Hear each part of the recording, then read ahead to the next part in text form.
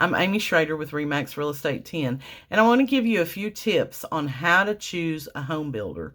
Now, the thing that I know is that most of the time, people who buy a lot or a piece of land here in East Tennessee are not from here. And that can be a challenge to try and research home builders from a distance and pick someone that you feel confident in, that you can trust to make your vision come to life when you're not here to watch the daily progress of it. So what I'm going to tell you is, number one, look at those builders online. Look at their Google My Business page. Look at their Facebook pages. Read their reviews. What kind of negative posts are out there? Now, we all know that most people are going to say something negative before they'll say something positive, but we are living in a digital world where more and more people are asking for reviews. So look at how many total reviews do they have? How many are 3 stars and below?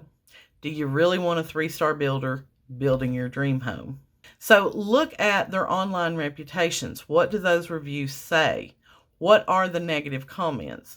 Now, there's truth in the fact that you can't please everyone. So if somebody is just nitpicky, or there was a difference of opinion, sometimes there's just going to be things that people are negative about and they just want a voice to be heard.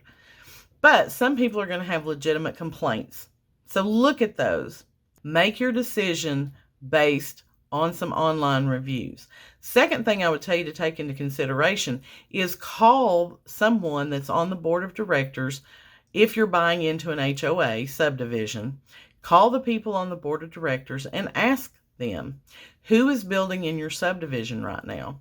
Who would you warn me to not use if I were going to build in your subdivision? The people that are on the board, the people that live in that subdivision, are going to be a wealth of information for you, not only for builders that you want to use, but builders that you want to stay away from as well.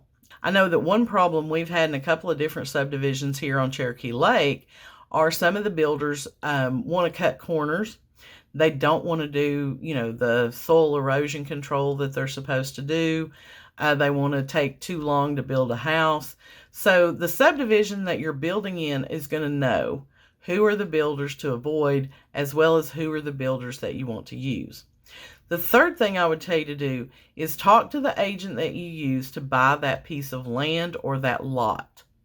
They should know some reputable builders in the area and be able to give you 2 or 3 names and telephone numbers of people that you would want to talk to.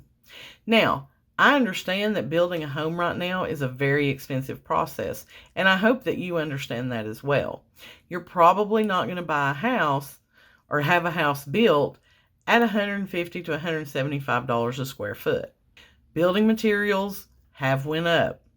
Building supply chains are still happening. So make sure that you have a realistic budget before you call, because I can tell you that's usually the biggest complaint that I hear is, well, they just wanted way too much money. I couldn't afford to use them. Well, quality cost. So you have to look at that as well. Sometimes cheapest isn't always the best. So make sure that you have a realistic budget. Stick to your budget. It's real easy to make changes along the way when you're building a house and you're like, oh, well, it's just $5,000 for these other cabinets. Sure, that'll be fine. But then you have another $5,000 item, or maybe a $10,000 item, and before you know it, you're $25,000 to $50,000 over budget on your home. So make sure that you create a realistic budget that you can stick to during the build process.